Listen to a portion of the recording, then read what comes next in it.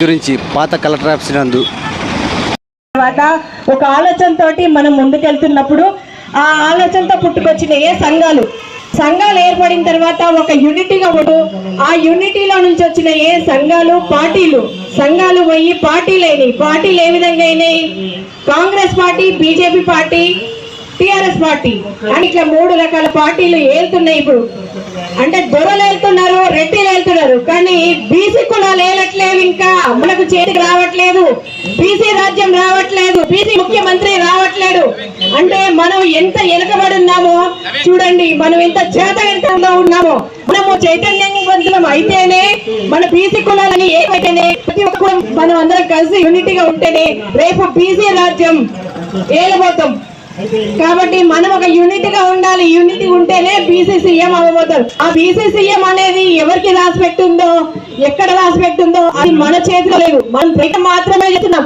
మనం ప్రయత్నం చేసుకుంటూనే వెళ్తుండాలి. ఈ విధంగా బీసీ ముఖ్యమంత్రి అయ్యే వరకు మనం నిద్రపోయేది లేదు. ఒక్కొక్క గ్రామాలలో, ఒక్కొక్క వీధిలో, తర్వాత జిల్లాలలో ప్రతి ఒక్కరు చైతన్యవంతం అయ్యి మనం ఈ బీసీఎం అయ్యేందుకు నిలకుండా మన ఈ పోరాటాన్ని సాగిస్తుంటే బీసీ వస్తుంది, బీసీ సీఎం అవుతాడు. కాబట్టి మనం అందరం కూడా బీసీ సీఎం అయ్యేంత వరకు నిద్రపోద్దని మనవి చేసుకున్నాం. నెక్స్ట్ మన బీసీల ఉద్యమం తీవ్రతరం చేసి బీసీల రిజర్వేషన్ కల్పించాలా, కేంద్ర ప్రత్యేక మంత్రిత్వ శాఖను ఏర్పాటు చేయాలా, అలాగే జనాభాలో కులగణన చేపట్టి కులాల వారీగా మేమెంతో మాకంత వాటాను కల్పించాలా, అంతేకాకుండా EWS reservation economically weaker section ని రద్దు చేయాలని చెప్పేసి మేము సంఘర్షణ సమితి తరఫున నిర్మల్ జిల్లా తరఫున మేము డిమాండ్ చేస్తున్నాము. మరి మన బీసీలు స్వాతంత్రం వచ్చి ఇన్ని సంవత్సరాలైనప్పుడు కూడా బీసీలకు స్వాతంత్రం రాలేదని చెప్పేసి చెప్పవచ్చు.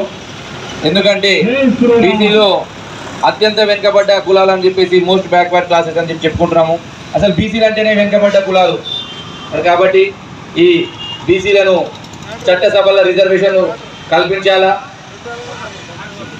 జనాభాలో కులగణన చేపట్టి మరి ఏ క్యాస్ట్ ఎంత ఉందో దాని జనాభా ప్రాతిపదికన వారికి వివిధ స్థాయిలలో ఎమ్మెల్యే స్థానాలు కానీ, ఎంపీ స్థానాలు కానీ, కార్పొరేషన్ చైర్మన్లు కానీ, నామినేటెడ్ పోస్టులు కానీ వాళ్ళకు రాజ్యాధికారం ఇచ్చినప్పుడే బహుజన రాజ్యం సాధ్యమవుతుందని చెప్పేసి మేము డిమాండ్ చేస్తున్నాము.